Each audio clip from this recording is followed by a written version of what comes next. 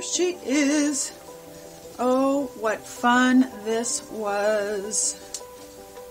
It was fun and it was challenging, I'll say that. So it didn't go exactly how I had it in my mind, but it turned out beautifully nonetheless. I don't even know where to begin with. When I started, I really didn't have a plan. I just started. And I wanted to focus on some of my favorite papers.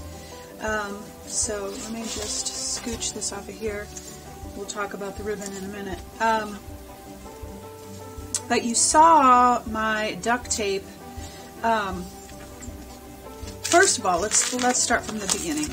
So I used heavy gel medium to stick the 2 pages together, and since I wanted to kind of look sort of symmetrical, I had to offset this page. And in hindsight, I should have broke the spine long before I did, so that I could get a more even book. But it's okay, because the gorgeous grungy goodness is just lovely anyway. So I stenciled a little bit here so this wasn't just an empty page, and then put the 2 pages together with heavy gel medium. And I did heavy gel on most of this because I needed that stability, that extra oomph to hold everything together and hold it down. And then I clipped it and let it set and dry. Then I worked on the cover. And I started by putting everything back together with duct tape. And this stuff was not easy to work with because it stuck together. And so I had a few choice words in the midst of putting all of that together. But it turned out just great. And it holds really, really well. The other thing that I found out as I was doing this and drying, that your duct tape will melt, which actually worked to my benefit because it kind of molded and formed to the book itself. So, you know, everything happens for a reason, and it worked out just fine. I put my papers down directly onto my cover with the heavy gel medium.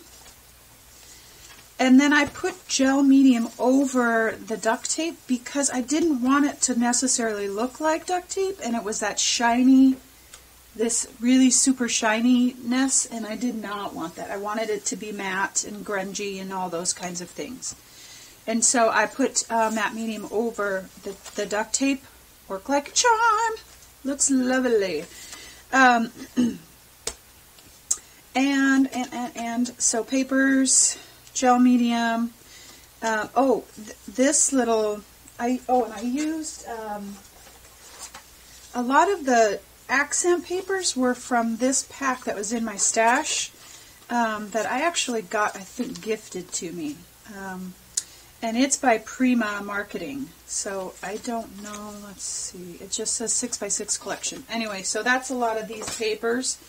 This is actually a iron orchid mold and paper clay, and I'm going to do a mini tutorial on this, and it's going to go into, there's a new subscriber area just for my newsletter subscribers, members, whatever you want to call it. That'll be a free tutorial on how I create these, and I will have a link to that. Same basic thing back here. Papers are from that same paper pack. And this page was cool because it's, and these are part of a collage pack, the main background pages. But it says directions to the secretary, keeping the records. I thought, it's perfect. This is keeping the records of my heart. So, and just some paint and just some watery goodness and yummy charcoal. I did spray this a lot. I sprayed my workable fixative over and over and over again because since this is the cover, it needs to be very durable. So I would spray it and then I would coat it with another coat of matte medium just to make sure that everything stays in place, I used E6000. And you've heard me say this before, it glues down anything. And I used hot glue. So E6000 to really actually set it and cure it, like so it won't move. Hot glue to keep it in place until it's cured and done and set. And then I didn't realize that I had forgotten to do the inside cover, and I thought, oh great, I should have done this first, but I didn't. So I had to do a little bit of a balancing act. And I was going to actual stencil on here, and I'm like, how am I going to do that? So I used my sprays, and I actually used some new sprays and some of my mixed sprays. These are by Marabou. Yeah, Marabou. Love these. Love them. Love them. Lots of fun with lots of great colors. And I used a bunch of my stencils, and I'll have those linked there if you want to know. Then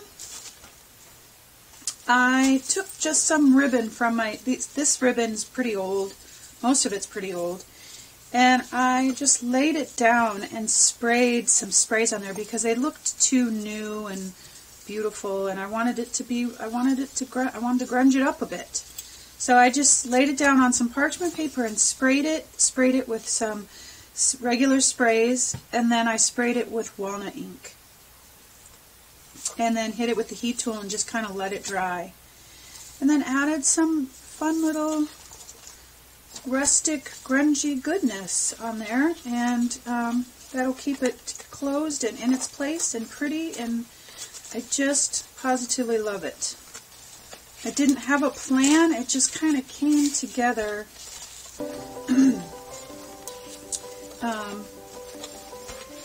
It just worked.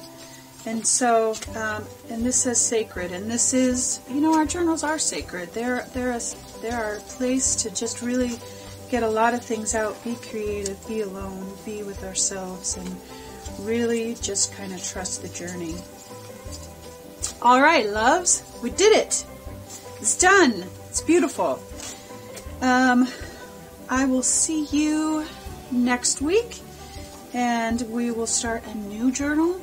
I have some new things in store, and I do want to let you know that I am going to be posting that I'm looking for a creative team, some creative souls to work with me, do some projects with my stencils and that kind of thing. So I will have that posted soon. I don't know, I'm trying to think when you'll see this video.